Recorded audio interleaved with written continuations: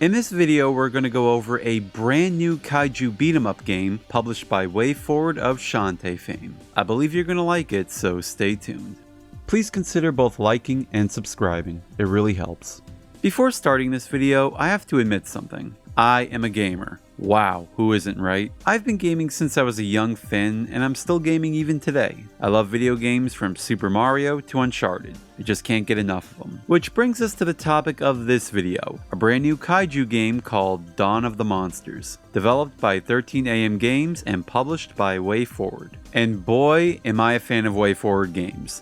I love just about everything they put out. River City Girls, Spider Soars, and of course, the Shantae series. And now they're publishing a Kaiju game? I couldn't believe it when I saw the first trailer, but I was incredibly happy it was happening. Now, the developer 13AM Games I wasn't too familiar with, and upon checking their catalog, I really only knew them from their game Runbow, and that seems to be what they're best known for. Well, maybe not now anyway with this game. Now I'm going to talk a bit of history about Dawn of the Monsters, but if you don't care about that stuff and just want to get right into the game review, skip to this time code right here. Anyway, the creation of Dawn of the Monsters initially began its life as a fighting game back around 2016. 13AM Games pitched the idea around to publishers, but unfortunately no company was willing to invest in the project. So the idea was shelved for a while. Interest in the concept sparked back into the project in late 2018, when Kaiju enthusiast / CEO of 13AM Games, Alex Rushdie, reworked the idea from a fighting game to a side-scrolling beat-em-up, similar to games like Streets of Rage and Final Fight. The Kaiju genre, in terms of video games, were mostly either strategy-type games or pure fighting games. King of the Monsters 2 by SNK comes the closest the genre gets to a beat-em-up style, and really roughly half the game is even considered that. After about a year of development, a sneak peek of the game was revealed at G-Fest 2019, and people were hyped. The idea was then taken to WayForward to help publish the game, and unlike their first outing with publishers, they instantly accepted it. Another idea was to help stylize the game's art direction, to appeal to gamers who may not be into Kaiju, but could at least appreciate the visuals to give the game a chance on that alone. The first approach to the art style came from various Kaiju posters, particularly ones drawn by famed Japanese artists Noriyoshi Orai and Yuji Kaida, for the popping, vibrant colors of their works. Though trying to animate oil-painted monsters would have been a bit of a hassle to do, so it was best to look elsewhere for inspiration. Alex and his team then looked towards American comics and Japanese manga to help get an idea on how the in-game creatures should look. Ultimately, the art of Mike Mignola of Hellboy fame became the basis on how the monsters should be stylized after. It's kind of funny, I also looked at Mignola's work to stylize my own monsters for my webcomic. I guess great minds think alike.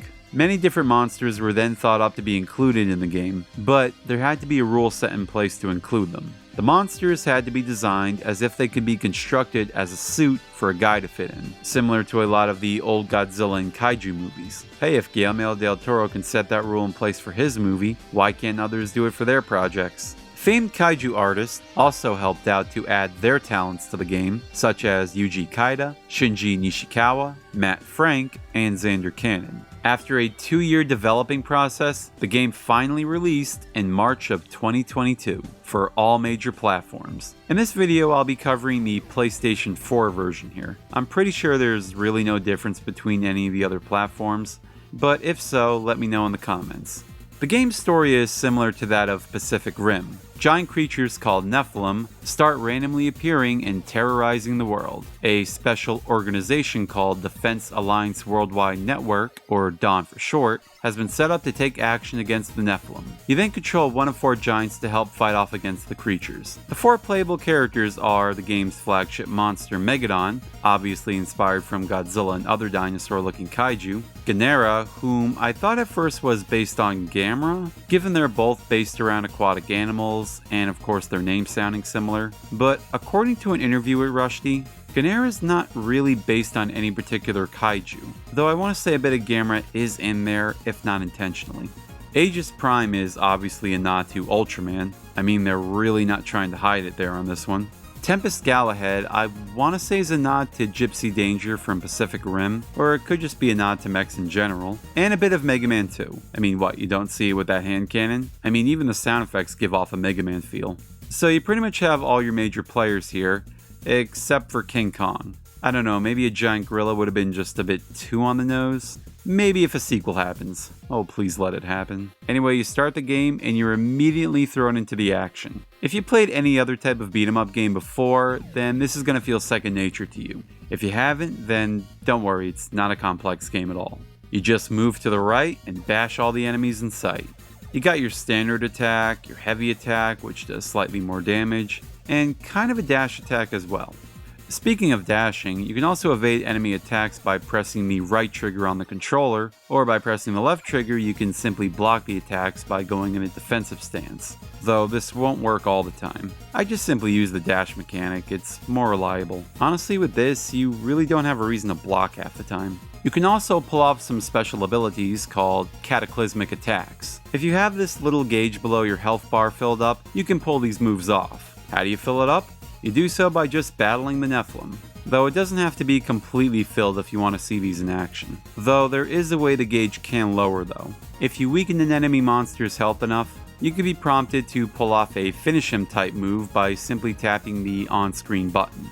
Doing this will finish off the enemy while replenishing some health. Sounds good, right? Well, if you spam it a lot, the cataclysmic gauge will start depleting, and you won't be able to pull off the special attacks. And believe me, they're going to be saving you a lot in this game. Dawn of the Monsters is no pushover. It's going to take you down quite a few times. And there's no difficulty setting either. You just go right in and hope for the best. You have unlimited continues, but you unfortunately can't just pick up where you died. You gotta start all the way back at the beginning of the level, and you gotta stick with the character you started the stage with. Fortunately though, there are checkpoints you can reach. You can also power up your characters with these things called augments you get at the end of each level. You're also ranked at the end of each stage you complete, and supposedly the better you rank, the better augments you receive. Every augment in the game can be equipped with all the characters, and you really got to be experimental with some of these to really see that upgrade take its course. There's also a shop in the game where you can use your in-game money to buy health upgrades and color palettes if that's what you're into. My favorite monsters to play as were both Megadon and Aegis Prime. I just found both their movesets fun to use, with Megadon's power and defense, and Aegis's quick swift attacks. Ganera I felt was a little slow for me at first, especially playing her right after the former, but I quickly softened on her and I found her to be a lot of fun and helpful to use in the later stages, given she can call this little crab monster to come help her out in the battle. Speaking of which, I should mention this game also supports 2-player co-op, though it's local multiplayer only,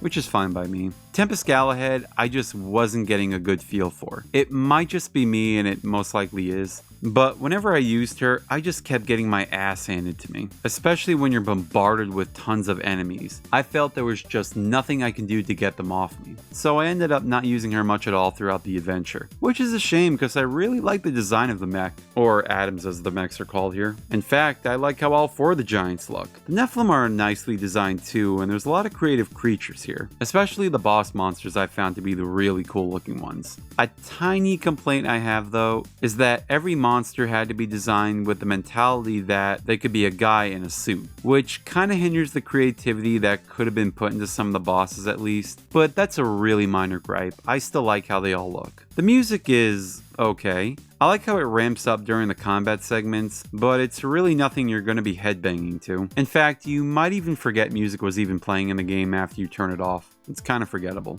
Environments have a gloomy, atmospheric look to them, and it fits really well with the setting of the story. And given how colorful the characters look, it really aids in making them pop out from the scenery, which I think is cool. In fact, later stages would even play around with some of the environment settings to keep things interesting, and I like that. What I don't like though is when foreground objects obscure your character. I get it gives depth and all, but it's annoying when I can't see if I'm even hitting anything. Thankfully, this rarely happens though. Another thing that kind of annoys me is when you got groups of monsters pushed against the screen and you're not even sure how many you have left to beat. The camera doesn't always center around you, and when you got all your enemies pushed to the side, you got like 90% of the screen with nothing going on. I felt they could have added some type of barrier that surrounds the field whenever you get into a fight. This way this doesn't happen. Why would a barrier just appear, you might ask? I don't know. Do we question that in other games? The story I found to be pretty enjoyable. I won't spoil anything from it, but I'll simply say I was engaged with some of the events and characters, even if they were a little one-dimensional half the time. A clever thing I thought the developers did was set up an archive section. This is basically if you want to learn more about the world of the game, like with the characters and monsters and such. It's a nice touch because the full story doesn't slow down the gameplay. It's completely optional right there if you're interested. And was I interested?